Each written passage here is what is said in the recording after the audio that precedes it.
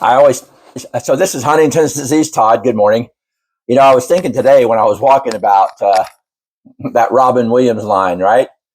Good morning, Vietnam. There was a couple times in my life where I felt a little bit like that, like bringing the daily news as to what's going on, and a crazy time then with Robin Williams. But I'm trying to bring a little bit of the news about Huntington's disease. So I decided I'm going to venture out on this plan of making videos. And this today, one of the things that has affected me, I think, the most, and it's the hardest thing to put into words, and it's the hardest thing to for someone to really understand. And if you're the breadwinner in your family, which I was, I mean, Wendy's always worked. She's always provided our health insurance. Through the time of our life, I was the guy that made the money, but she did and has always worked. I don't want to minimize that part of it, but I want to point out or talk about the big thing, which is being the breadwinner and then Huntington's disease. It's very, very difficult on your brain.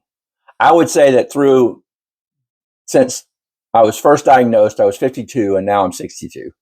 I've talked about that before, but I'm just saying it now to say this. Those are the most productive years of your life. Those are the time of your life where you finally got to the end of the race and you could start doing all the things and, going to all the places and that sort of thing, paying off the houses and then, living happily ever after. So, wow, my brain had a hard time with that. How am I going to, get through, or how am I going to provide for, Wendy? So I'm not going to go into a whole bunch of the details about what we did in our financial planning or any of that. That could be another day or another video. But I'm going to just talk about the mental part of it because it's devastating. It's absolutely devastating. When you're the man of your house and you can't provide the income for your family. And I don't mean just the daily, day-to-day stuff. I'm talking about, being able to go out and hustle and make commissions and make bucks and, So what we had to do in the beginning of this process is we had to really start going the other direction, finding ways that we could not spend, finding ways that we could conserve. So I went into that mode at about 55. Now, a lot of you just think about where you're at. You're 75, you're 65, you're whatever, even 60, or whatever your age is, and you're like right in the middle of the peak of your, you've made it. You've gotten to the top. You can live it now, and you can not even probably worry about the future. Well, with me, it was totally different. I always wanted to provide for my family and my wife. And through a lot of miraculous things, we've made it, and we did. But boy, would I like to be able to go out right now and flip a house and make 20 grand here and there. And sometimes people think, well, I don't make money for this reason or that. I don't make money because I can't. And that's unfortunate because I want to. I mean, I would be working. Everybody knows that. Gosh, that's what I always have done. I got my first job when I was 16 years old. Do you know that I had a tax return ever since I was 16? Every year I've had a tax return. And through all those years, I grew it. And I did all those things that you do as a responsible adult. So for me, that's been very devastating. And I know that there's other people out there that might feel the same way. And spouses, whether sometimes the wife can definitely be the breadwinner. Well, a lot of times it's the husband that has that, that burden or that feeling in their life of wanting to provide and have things. So thank God, Wendy and I did do some things that miraculously have worked out.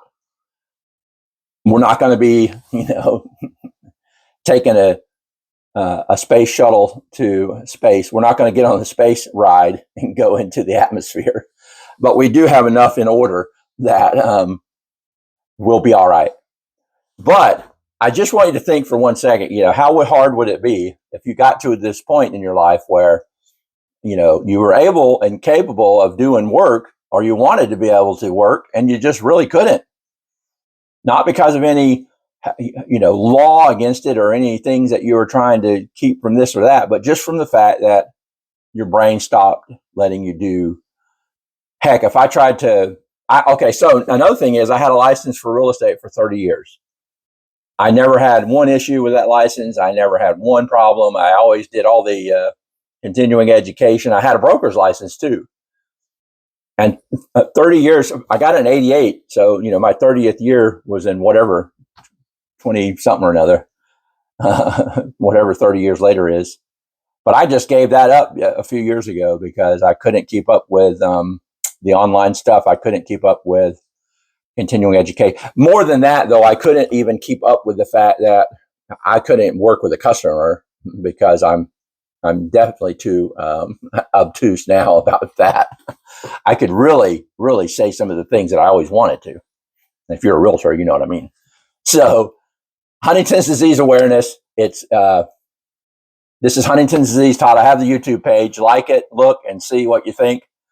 Subscribe, maybe get some notifications. I may try to do these videos, weekly, daily, monthly. I don't even know. I may not want to do them anymore at all, but I'm trying to put together at least a little bit of a record of what it's like living with Huntington's disease. And again, I'll make the videos as short as I'll make them for a little shorter so that you don't have to put up with me for too long. All right. And remember, God has a bigger plan for you than you even know. All right. Have a good day.